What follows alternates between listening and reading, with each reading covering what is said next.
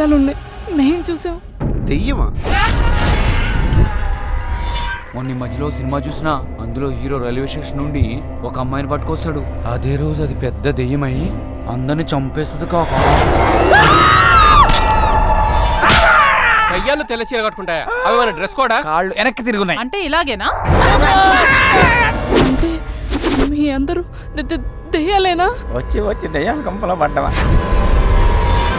అందమైన పిల్లమాలతి మనసుతోనే పడ్డహారతి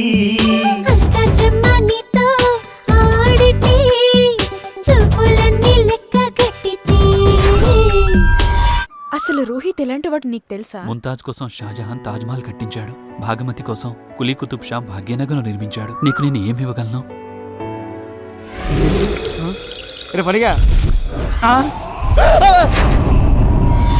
పోలీసులంటే తమాషాగా ఉందా?